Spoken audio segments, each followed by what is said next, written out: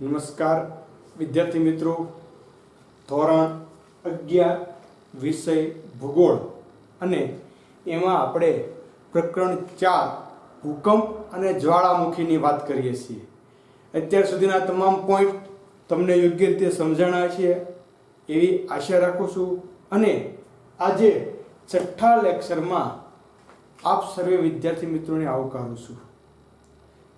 વિદ્યાર્થી મિત્રો, આપણે આજે વાત કરવાની છે ટૂંકમાં ભૂકંપના પ્રકારો અને ત્યાર પછી જ્વાળામુખી. આપણે ગઈકાલે છેલ્લે ભૂકંપની અસરો, જે પૈકી વિનાશાત્મક અસરો અને સર્જનાત્મક અસરો બંનેની ચર્ચા કરી. તો બંનેમાં એવું લાગ્યું કે સર્જનાત્મક અસરો જે છે એ ઓછી છે, વિનાશાત્મક અસરો વધારે છે. શા માટે? કારણ કે એનાથી સમગ્ર પૃથ્વીમાં જે જગ્યાએ ભૂકંપ થયો ત્યાં પારાવાર નુકસાન થાય છે, જેની આપણે ચર્ચા કરી કે લાખો હજારોની સંખ્યામાં લોકો મૃત્યુ પામે છે. જે વિસ્તારમાં ભૂકંપ આવ્યો હોય ત્યાં મકાનો જે છે જમીનદોસ્ત થાય છે. એના આપણે ઉદાહરણ જોયા હતા, કચ્છથી શરૂ કરી અને જાપાન બધાના. ત્યાર પછી ભૂકંપને કારણે સડકોમાં ભંગાણ થવું, રેલવે અને પાણીની વ્યવસ્થા જે છે એ ક્ષતિગ્રસ્ત બનવી, નદીઓના વહેણ બદલવા. આપણે વાત કરી હતી, ટૂંકમાં જ લઉં છું આજે, કે ફરી આખો પોઈન્ટ કંઈ લેવાની જરૂર નથી. નદીના વહેણ બદલવા, કઈ કઈ નદીના વહેણ બદલે આપણે જોયું. સડકો જે છે એ તૂટી પડવી, રેલવેના પાટા વળી જવા, નદીઓ પરના પુલો અને બંધ તૂટી જવા. ત્યાર પછી આપણે આગળ વાત કરીએ તો ભૂકંપને કારણે જો સમુદ્રમાં ભૂકંપ થયો તો સુનામી જેવી ઘટનાઓ બનવી. આ તમામ બાબત જે છે એ ભૂકંપની વિનાશાત્મક અસરો છે. સર્જનાત્મક અસરમાં આપણે જોયું હતું તો પૃથ્વીની આંતરિક સંરચના વિશે જાણી શકાય છે. પૃથ્વીના ખડકોની ઉથલ પાથલના કારણે અનેક ખડકો, ખનિજોની પ્રાપ્તિ થાય છે. ખનિજ તેલ અને કુદરતી વાયુના સંશોધનો અને તેના વિશેની માહિતી મળે છે. આપણે જે મહત્વની વાત કરી હતી કે સ્તરભંગ અને ગેડીકરણના કારણે નવા ભૂમિ પ્રદેશો રચાય છે. અને સાથે સાથે જો સમુદ્રમાં ભૂકંપ થયો હોય તો ઘણી વખત મધદરિયે ટાપુઓની રચના થાય છે, જેનું ઉત્કૃષ્ટ ઉદાહરણ આપણે જોયું હતું કે બંગાળની ખાડીમાં બનેલો ન્યુમુર ટાપુ જે છે એનું ઉદાહરણ છે. આ હતી ભૂકંપની સર્જનાત્મક અસરો. હવે આપણે વાત કરીએ છીએ ભૂકંપના પ્રકારો. તો ટૂંકમાં જ આજે જોવાનું છે તો ભૂકંપના પ્રકારો. તો ભૂકંપના જે પ્રકારો છે 3 પ્રકારે થાય છે. એક પહેલો પ્રકાર જે છે એ ઉત્પત્તિના કારણોને આધારે, ઉત્પત્તિના કારણોને આધારે જે રીતે ઉત્પન્ન થાય એના ઉપરથી નક્કી થાય કે કઈ રીતનો ભૂકંપ છે. બીજું, ભૂકંપ કેન્દ્રની ઊંડાઈના આધારે, જેની આપણે ચર્ચા કરી ગયા છીએ. ભૂકંપ કેન્દ્ર ઊંડાઈના આધારે એને આપણે 3 પોઈન્ટ જોયા હતા કે શિશ્રા ભૂકંપ, મધ્ય ભૂકંપ અને ગહન ભૂકંપ. આ વાત આપણે જોઈ ગયા હતા. અને સ્થાપનાના આધારે, સ્થાપનાના આધારે આ રીતે મુખ્ય 3 પ્રકાર છે. ઉત્પત્તિના કારણોને આધારે, ભૂકંપ કેન્દ્રની ઊંડાઈના આધારે અને સ્થાનના આધારે. સ્થાપનાની પણ થોડીક બાય મિસ્ટેક મારી, સ્થાનના આધારે. કયું સ્થાન છે એના ઉપર નક્કી થશે, સ્થાનના આધારે. તો સૌ પ્રથમ ઉત્પત્તિના આધારે 3 પ્રકારના ભૂકંપ આપણને જોવા મળે છે. ઉત્પત્તિના આધારે બે પ્રકારના ભૂકંપ આપણને જોવા મળે છે. ઉત્પત્તિના આધારે બે પ્રકારના ભૂકંપ આપણને જોવા મળશે. એક કુદરતી ભૂકંપ,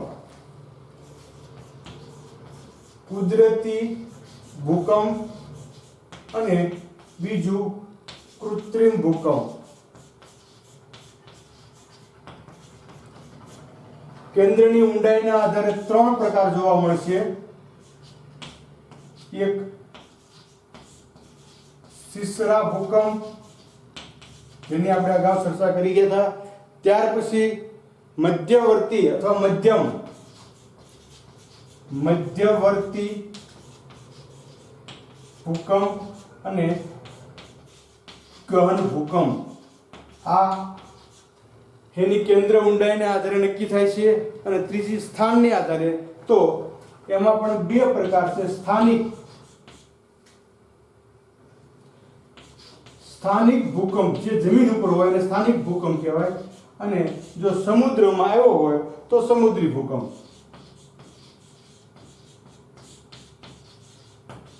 તો આ રીતે ઉત્પત્તિના કારણોને આધારે બે પ્રકાર, કુદરતી અને કૃત્રિમ.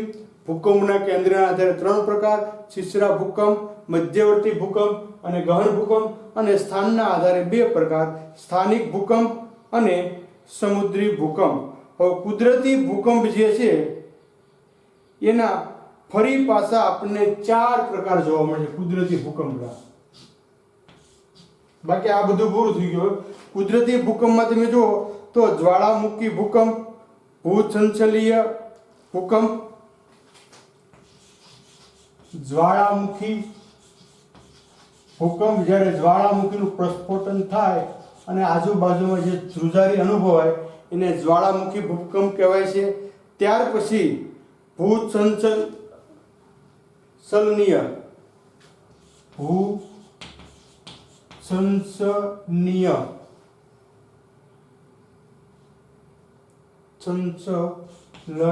ભૂકંપ. ભૂસંચલનીય ભૂકંપ જે ભૂકંપની અસરને કારણે થાય છે. સમસ્થિતિક ભૂકંપ, સમસ્થિતિક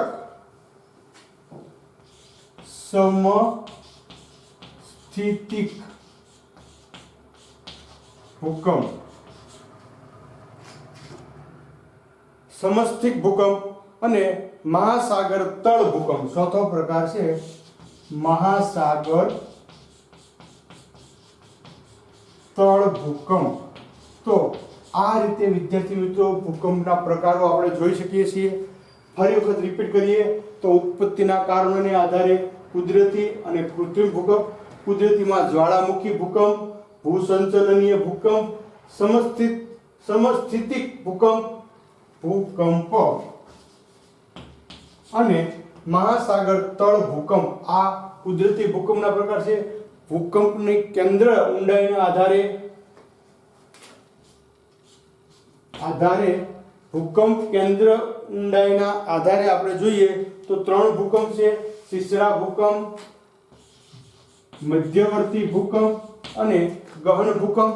અને સ્થાનના આધારે બે ભૂકંપ છે, સ્થાનિક ભૂકંપ અને સમુદ્રી ભૂકંપ. તો આ રીતે આપણે ભૂકંપનું વર્ગીકરણ કરી શકીએ છીએ. ત્યાર પછી ભૂકંપ માપવાના બે ક્રમો છે. એક રિક્ટર માપક્રમ જે ભૂકંપની તીવ્રતા માપે છે. રિક્ટર માપક્રમ જે છે એ તીવ્રતા માપે છે. અને મરકાલી માપક્રમ જે ભૂકંપની વ્યાપકતા દર્શાવે છે, કેટલા વિસ્તારમાં આવ્યો એ તમારે જોવું હોય તો મરકાલી માપક્રમ જોવું પડે. અને એનો તીવ્રતા કેટલી હતી, આફ્ટર શોટ કેટલી તીવ્રતાનો હતો આ જોવું હોય તો તમારે રિક્ટર માપક્રમ જોવું પડે છે. હવે આપણે મુખ્ય પોઈન્ટ ઉપર આવી છે જ્વાળામુખી. તો જ્વાળામુખી ભૂકંપની વાતને અહીંયા આપણે વિરામ આપીએ છીએ. અત્યાર સુધી 5 લેક્ચરમાં આપણે ભૂકંપની ચર્ચા કરી.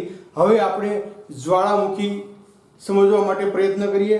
તો સૌપ્રથમ તો જ્વાળામુખી પ્રસ્ફોટન એ પૃથ્વી સપાટી પર બનતી આકસ્મિક અને અસાધારણ ઘટના છે. સાધારણ ઘટના નથી, આ અસાધારણ ઘટના છે.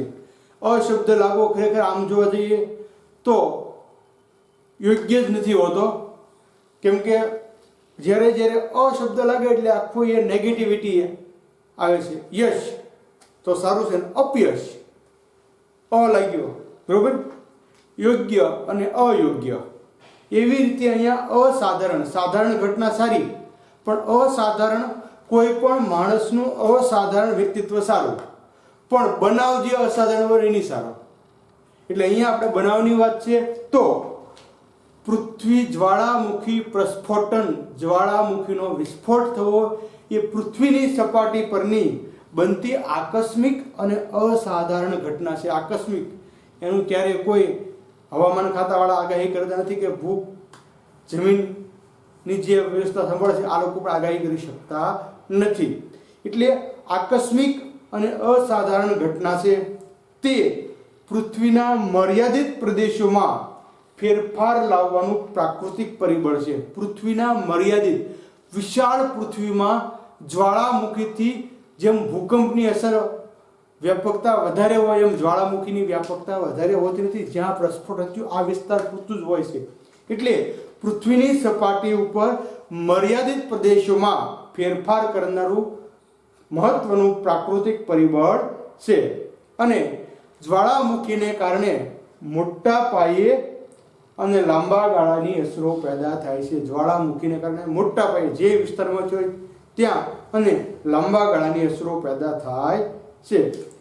સપાટીના ભૂપૃષ્ઠની સમતુલા ખોરવાતા, જ્યારે પૃથ્વીના સપાટીની ભૂપૃષ્ઠ જમીનની સમતુલા ખોરવાય અને પૃથ્વીના પેટાળમાંથી ગરમ ભૂરસ, જેને આપણે મેગ્મા કે લાવાના નામથી ઓળખી શકીએ, પૃથ્વીની સમતુલા ખોરવાતા પૃથ્વીના પેટાળમાંથી ગરમ ભૂરસ, રાખ, વરાળ અને બીજા કેટલાક દ્રવ્યો ખૂબ વેગ સાથે ઉપરની સપાટી તરફ ખસી આવે છે.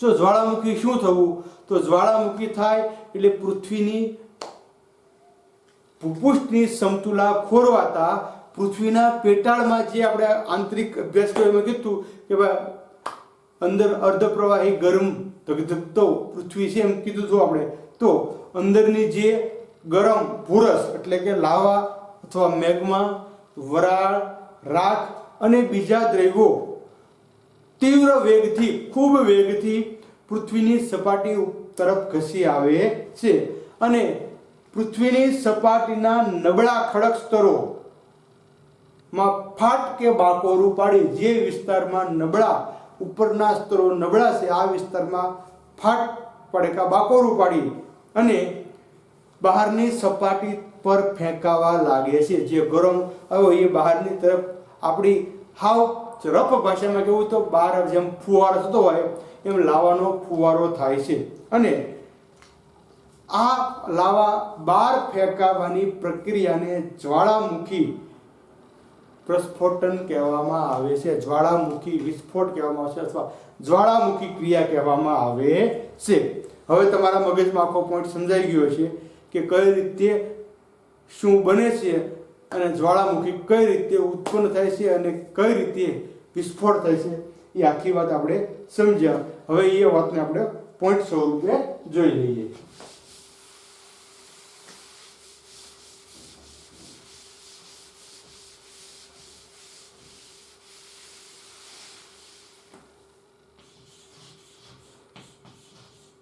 જ્વાળામુખી, તો અહીંયા આપણે જે વાત કરી એ પ્રમાણે જ્વાળામુખી પ્રસ્ફોટન એ જ્વાળામુખી પ્રસ્ફોટન એ જ્વાળામુખી પ્રસ્ફોટન એ પૃથ્વી સપાટી પર બનતી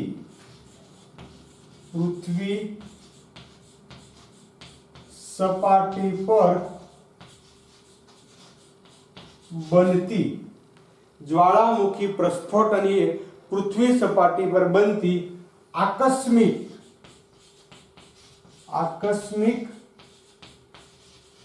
અને અસાધારણ ઘટના છે.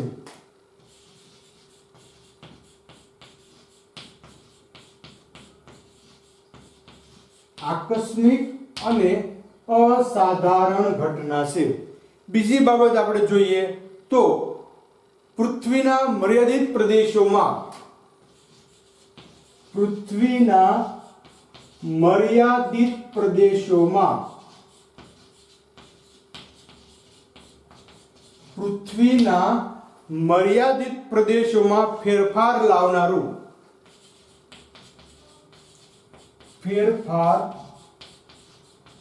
લાવનારું પ્રાકૃતિક પરિબળ છે, જેના કારણે પૃથ્વી પર મર્યાદિત વિસ્તારમાં ફેરફાર થઈ શકે છે. મોટા પાયાની જ્વાળામુખી પ્રસ્ફોટન દ્વારા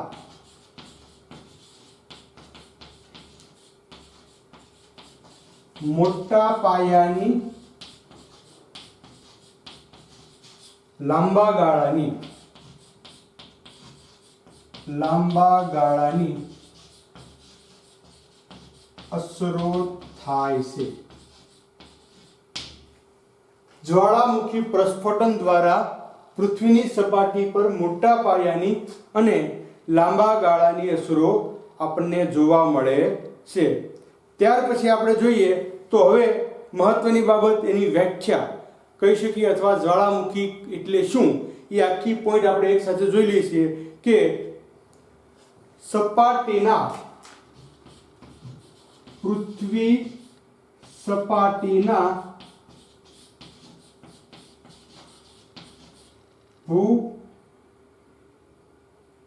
પૃથ્વી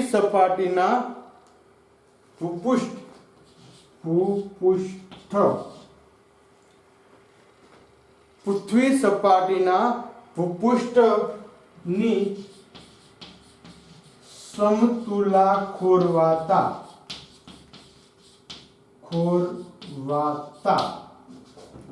પૃથ્વી સપાટીના ભૂપૃષ્ઠની સમતુલા ખોરવાતા પૃથ્વીના પેટાળમાંથી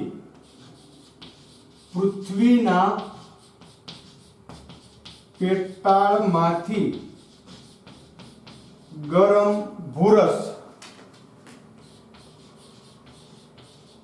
એટલે કે મેગ્મા, વરાળ, રાખ અને અન્ય દ્રવ્યો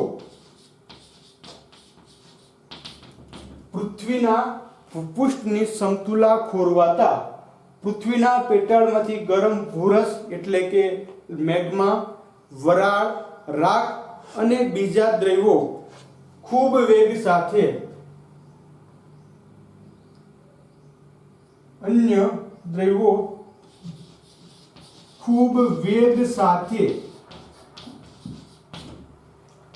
સપાટી તરફ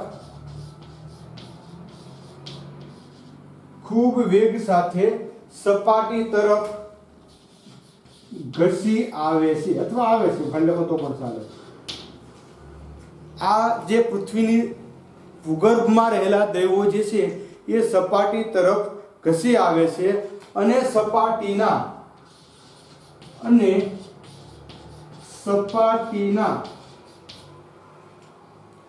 નબળા ખડક સ્તરોમાં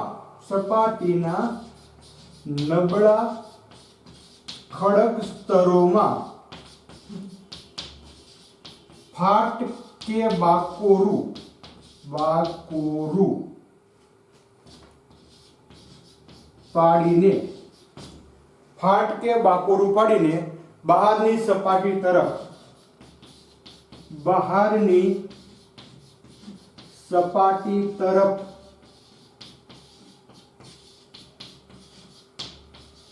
ફેંકાય છે. ફાટકે બાકોરું પાડીને બહારની સપાટી તરફ ફેંકાય છે.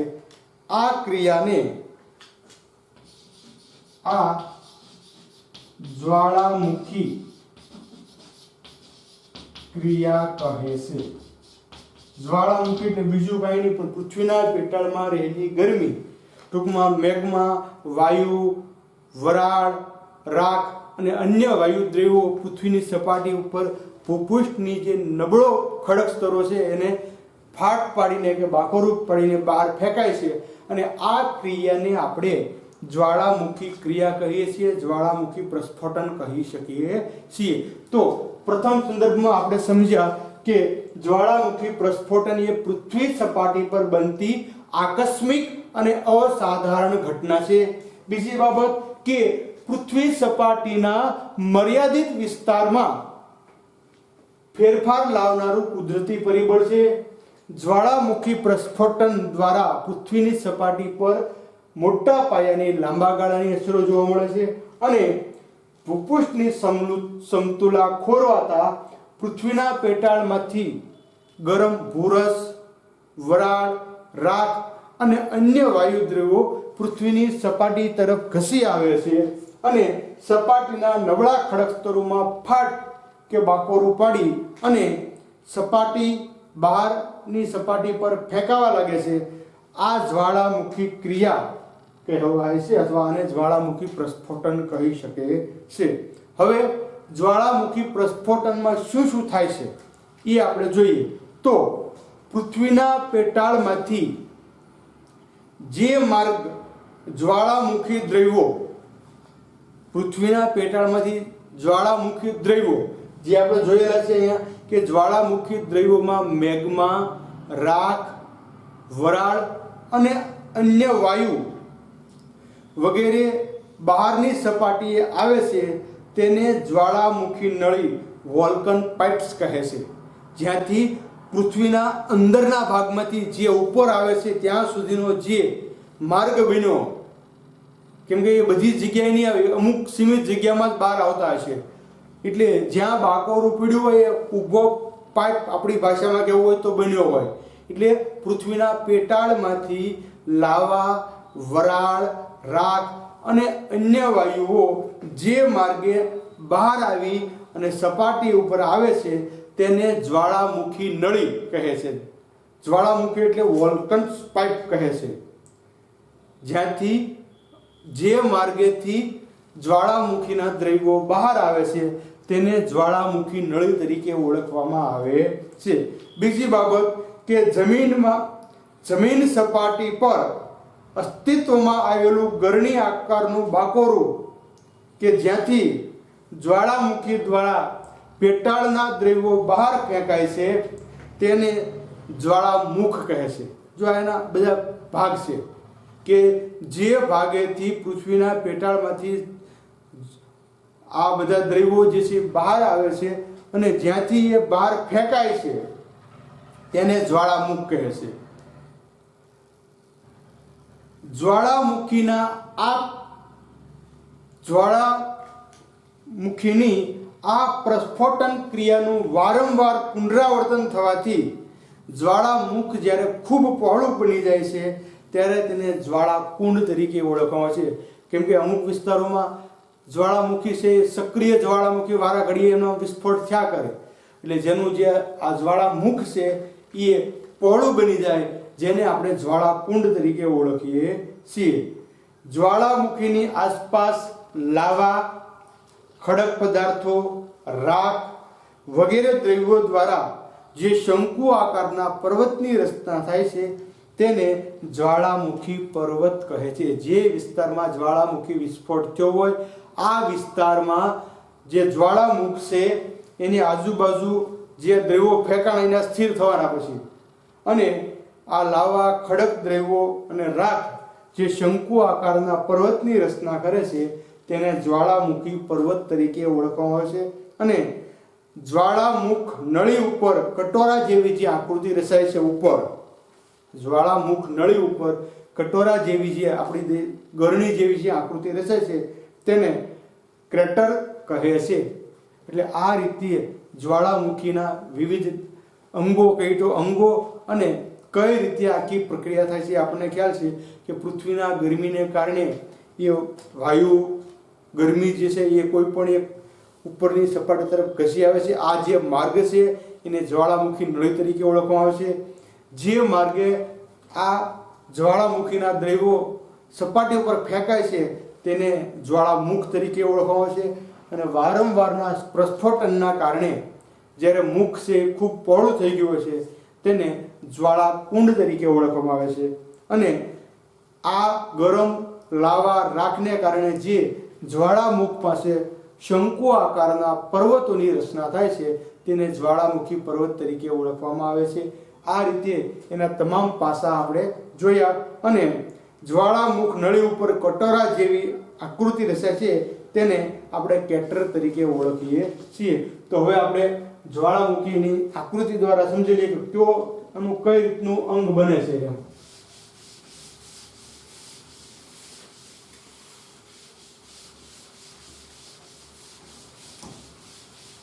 તો સૌ પ્રથમ આપણે જોઈએ કે ભાઈ આ રીતનો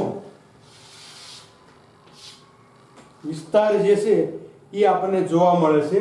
હવે આના ઉપર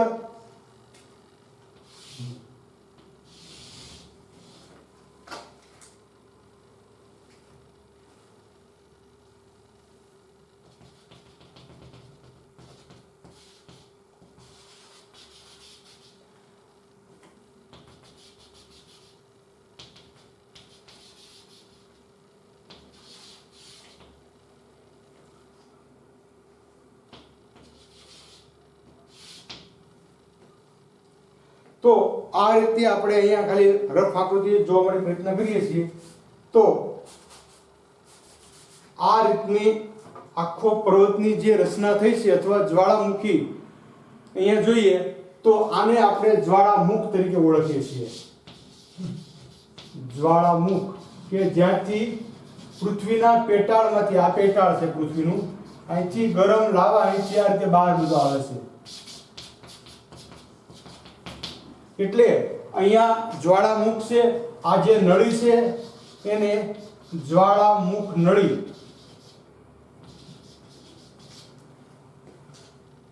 જે નળી છે એને આપણે જ્વાળામુખી નળી તરીકે ઓળખીએ છીએ. પૃથ્વીના પેટાળમાં અહીંયા જે પેટાળ છે ત્યાં મેગ્મા ચેમ્બર, અંદર બધી ગરમી રહેલી હોય છે, આ મેગ્મા ચેમ્બર. અને આ જે કટોરા જેવી આકૃતિ બની એને કેટર તરીકે પણ ઓળખી શકો અથવા જ્વાળામુખ પણ કહી શકો છો. આ ગૌણ જ્વાળામુખી છે. મુખ્ય જ્વાળામુખી કેમ કે નજીકનું જ્યાં પડ હોય ત્યાં એ ભૂ સપાટી તોડી અને બહાર નીકળવા મળે છે. અને અહીંયા આપણે જોઈએ તો આ બધો લાવા જે છે એમ જમા થતો રહે છે, જેને આપણે જ્વાળામુખી પર્વત તરીકે ઓળખી શકીએ છીએ. તો આ રીતે વિદ્યાર્થી મિત્રો આપણે જોયું કે જે માર્ગે જ્વાળામુખી દ્રવ્યો ગરમ લાવા, વરાળ, રાખ બહાર આવે છે એને જ્વાળામુખી નળી કહેવામાં આવે છે. જ્યાંથી તે બહાર ફેંકાય એને જ્વાળામુખ તરીકે ઓળખવામાં આવે છે. અને સાથે સાથે એ વાત જોઈ કે આના દ્વારા જે પર્વતની રચના થાય છે લાવા અને ખડક દ્રવ્યોને કારણે એને જ્વાળામુખી પર્વત તરીકે ઓળખવામાં આવે છે. વારંવાર વિસ્ફોટ થવાથી આ મુખ ક્યારેક ખૂબ પહોળું બની જાય છે અને જેના કારણે એ જ્વાળાકુંડ તરીકે ઓળખવામાં આવે છે. તો તમામ બાબત આપણે આકૃતિ દ્વારા સમજ્યા એટલે આપણને ખ્યાલ આવી ગયો કે ભાઈ કોને જ્વાળામુખી નળી કહેવાય, કોને જ્વાળામુખ કહેવાય છે, કયો જ્વાળાકુંડ ક્યારે બને છે. આ મેગ્મા ચેમ્બર છે જ્યાં આપણે પેટાળમાં હંમેશા ગરમી રહેલી છે, એ વાત આપણે અગાઉ ભણી ગયા છીએ. એટલે આ તમામ બાબત આપણે અહીંયા જોઈ. હવે આપણે જ્વાળામુખીના જે પોઈન્ટ બાકી છે એ પૂર્ણ કરીએ.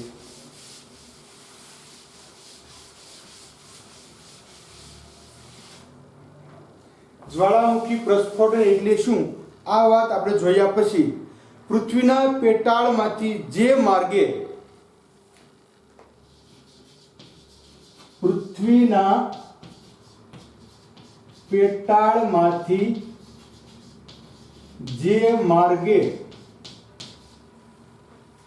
જ્વાળામુખી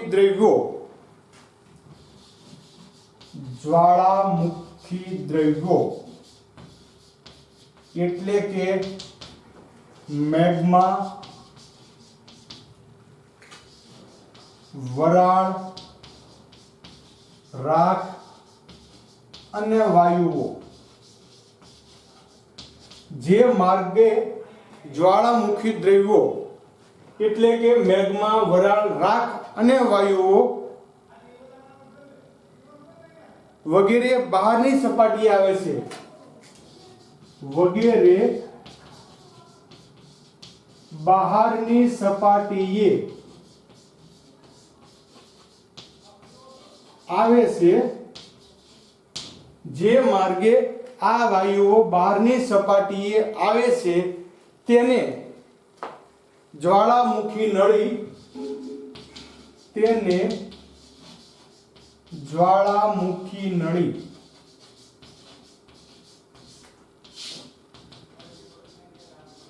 કહે છે. પૃથ્વીના પેટાળમાંથી જે માર્ગે જ્વાળામુખી દ્રવ્યો, કયા દ્રવ્યો તો કે મેગ્મા, વરાળ, રાખ અને વાયુઓ વગેરે બહારની સપાટીએ આવે છે તેને જ્વાળામુખી નળી કહે છે.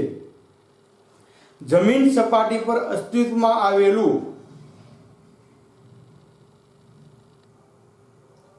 જમીન સપાટી પર અસ્તિત્વમાં આવેલું જમીન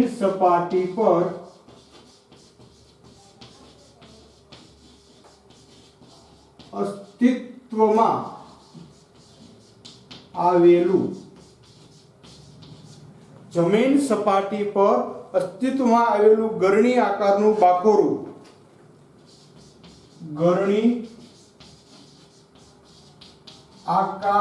બાકોરું, પૃથ્વી સપાટી પર અસ્તિત્વમાં આવેલું ગરણી આકારનું જે બાકોરું છે, જ્યાંથી જ્વાળામુખી નળી દ્વારા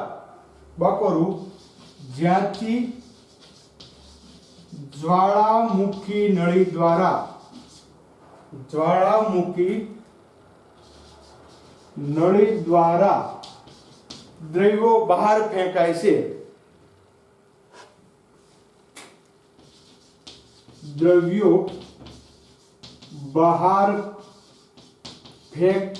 છે.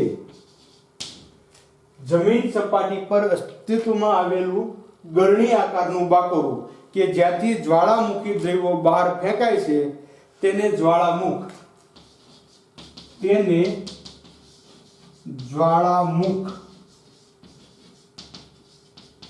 કહે છે. જ્વાળામુખી નળી કોને કહેવાય, જ્વાળામુખ કોને કહેવાય અને જ્વાળામુખીના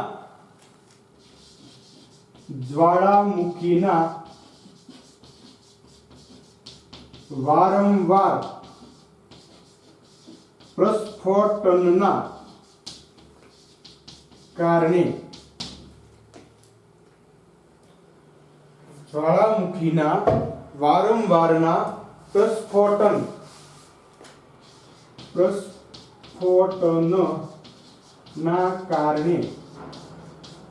વારંવારના પ્રસ્ફોટનના કારણે જ્વાળામુખ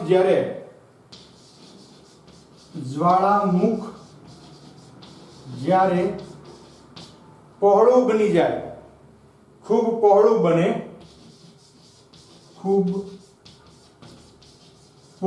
બને છે ત્યારે તેને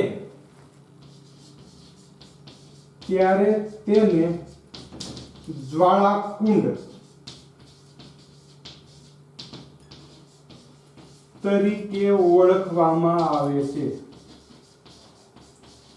જ્યારે આ મુખ ખૂબ મોટું થઈ જાય, જ્વાળામુખીના દ્રવ્યો જેથી બહાર ફેંકાતા હોય વારંવારના પ્રસ્ફોટનના કારણે, ત્યારે તેને જ્વાળાકુંડ તરીકે ઓળખવામાં આવે છે. જ્વાળામુખીની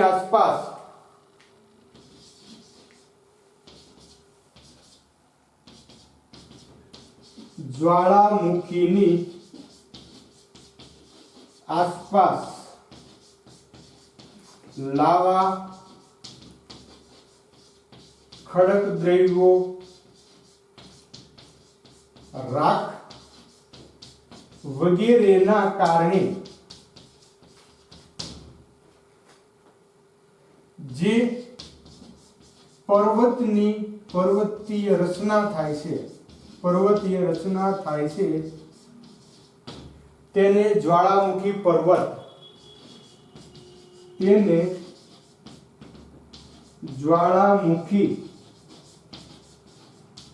પર્વત કહેવાય છે। તો અહીંયા આપણે જોયું તો જ્વાળામુખી નળી, જ્વાળામુખ, જ્વાળાકુંડ અને જ્વાળામુખી પર્વત આ તરફ તમામ બાબતની સંકલ્પનાઓ આપણે જોઈ। અને જ્વાળામુખ નળી ઉપર કટોરા જેવી જે આકૃતિ છે, જ્વાળામુખી નળી પર બનતી કટોરા એટલે વાટક્યા જેવી, કટોરા જેવી આકૃતિ રચાય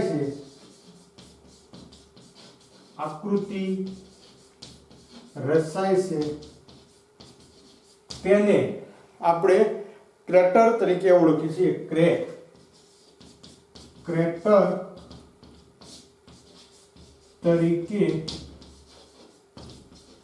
ઓળખીએ છીએ। તો આ રીતે સમગ્ર જ્વાળામુખીની આપણે ચર્ચા જોઈ કે પૃથ્વીના પેટાળ જ્વાળામુખી જે છે એ પૃથ્વી સપાટી પર બનતી આકસ્મિક અને અસાધારણ ઘટના છે, મર્યાદિત વિસ્તારમાં પરિવર્તન લાવતી કુદરતી ઘટના છે।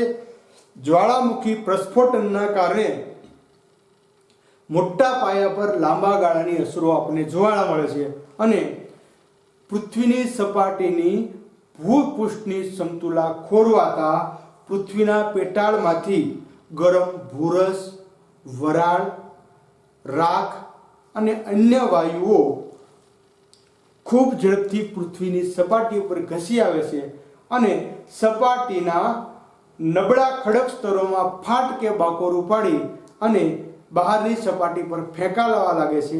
આ ક્રિયાને આપણે જ્વાળામુખી ક્રિયા અથવા જ્વાળામુખી પ્રસ્ફોટન તરીકે ઓળખીએ છીએ।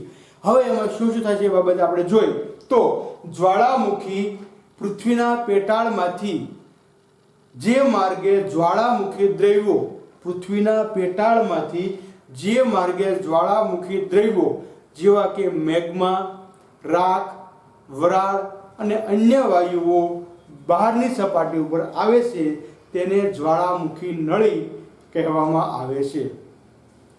જ્વાળા જમીન સપાટી પર અસ્તિત્વમાં આવેલું ગરણી આકારનું બાકોરું કે જે જ્વાળામુખી નળી દ્વારા પેટાળના દ્રવ્યોને બહારની સપાટી પર ફેંકે છે તેને જ્વાળામુખ તરીકે ઓળખવામાં આવે છે। અને વારંવારના પ્રસ્ફોટનના કારણે જ્વાળામુખ જ્યારે ખૂબ પહોળું બને છે ત્યારે તેને જ્વાળાકુંડ તરીકે ઓળખવામાં આવે છે। આમ જ્વાળામુખીની આસપાસ લાવા, ખડક દ્રવ્યો, રાખ વગેરે કારણે જે પર્વતીય શ્રેણીની રચના થાય છે તેને જ્વાળામુખી પર્વત કહે છે। અને જ્વાળામુખી નળી પર બનતી કટોરા જેવી જે આકૃતિ રચાય છે તેને ક્રેટર તરીકે ઓળખવામાં આવે છે। તો આજના દિવસે વિદ્યાર્થી મિત્રો આપણે આ જ્વાળામુખી પોઈન્ટ જોયો, સાથે સાથે ટૂંકો પોઈન્ટ એક આપણે જોયો છે ભૂકંપના પ્રકારો, જે બહુ મહત્વનો નથી પણ જ્વાળામુખીનો પોઈન્ટ તમારે વ્યવસ્થિત તૈયાર કરવાનો છે। 3 માર્કમાં પૂછે તો 3 માર્કમાં, અને જ્વાળામુખી એટલે શું તો તમારે એની વ્યાખ્યા લખવાની છે।